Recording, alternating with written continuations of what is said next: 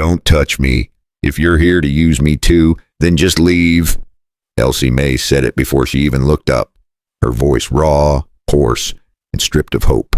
She was bent over a low wooden table in a sunburned Wyoming field, wrists tied, ankles bound, dress pulled out of place by force. The wood beneath her was hot. The rope bit into her skin with every breath. Summer heat pressed down hard, thick and unmoving.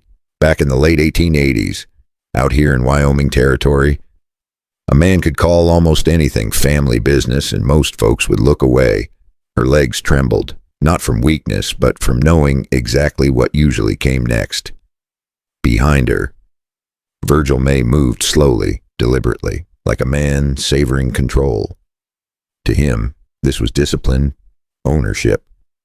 A lesson meant to last. A hired hand stood nearby, eyes locked on the dirt, pretending not to see. A woman from the neighboring ranch whispered once, then fell silent. No one stepped in.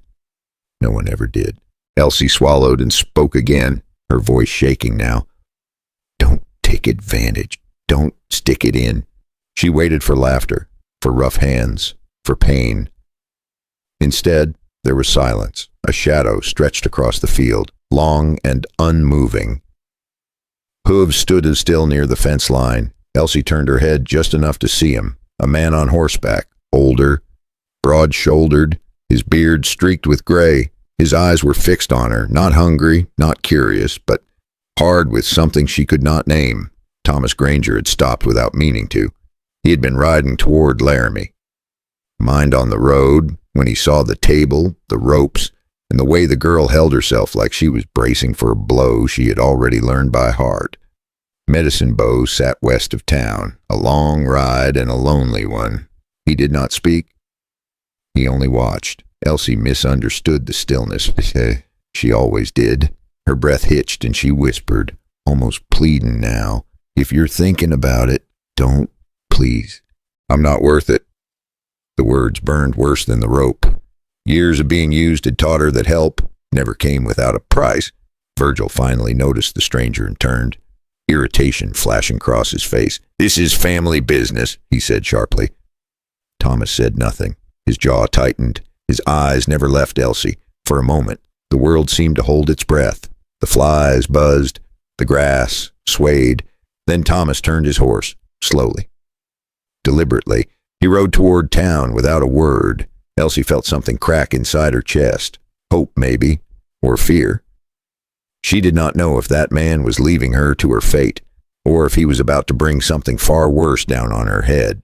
Was that rider her last chance at freedom, or had she just mistaken another predator for a savior? Thomas Granger did not ride far before the anger caught up with him.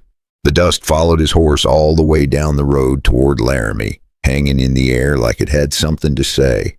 He kept his eyes forward, but the image would not leave him. The table, the rope, the way the girl spoke like help was just another kind of danger.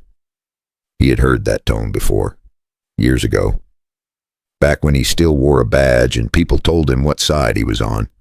Thomas was 48 now, bones stiff, beard gray, and tired in a way sleep did not fix. He had walked away from law work after burying 2 partners and one mistake he never talked about. Since then, he hauled freight when it paid, rode point for cattle drives, and kept his head down. But some things did not stay buried. By the time he reached town, his jaw ached from being clenched too long. Laramie was alive with summer noise, boots on boardwalks, someone laughing too loud outside the saloon. Thomas stepped into the sheriff's office without knocking. Sheriff Amos Klein looked up from his desk, squinting through the smoke. You look like hell, Klein said. Seen something worse. Thomas replied. He told it straight. No drama. No guessing. A girl held like property on a ranch near Medicine Bow. Rope marks. Witnesses who would not talk unless someone stood first. Klein listened, tapping ash into a tin. When Thomas finished, the sheriff leaned back and sighed. You sure you want back into this kind of mess? Thomas did not hesitate. She didn't ask for it. That was the line that landed. Klein nodded once and reached for a ledger. Then he hesitated because paper meant responsibility, and responsibility made enemies out here. He called in Deputy Carl Briggs to take notes. Briggs came in smiling, casual, too casual. When Thomas mentioned the ranch, Briggs's eyes flicked away for half a second. Thomas noticed. He always did. Family business, Briggs muttered. That's what folks say. Thomas leaned forward. That's what folks say when they want it to keep happening. The room went quiet.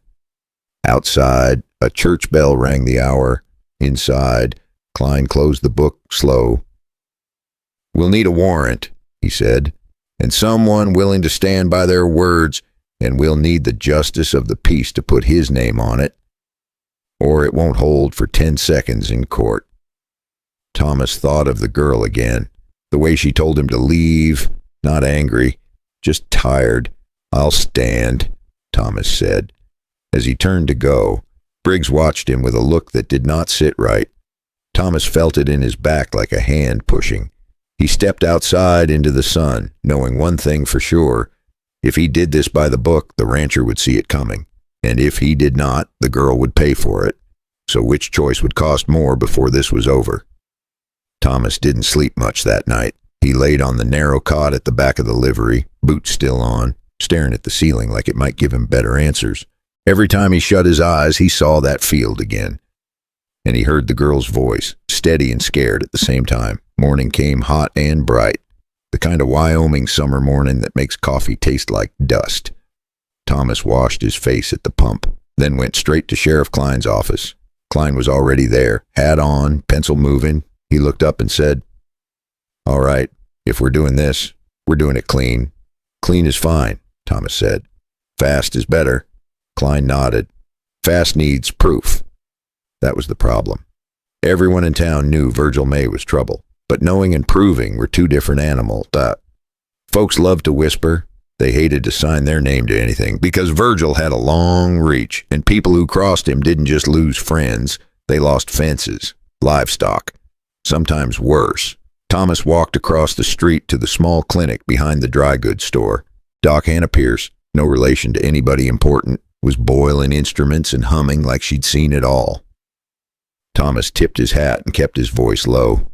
"Doc, if a young woman showed up with rope marks and bruises, would you write it down?" The doctor didn't even blink. "Son, I write down everything. That's how I stay alive." He asked one more thing. "If she comes in, will you keep her safe?" Doc Pierce set down her cup and gave him a look that felt like a slap and a blessing. "I'll put her in the back room, and I'll lock the door." Next stop was the church. Not because Thomas was holy, mostly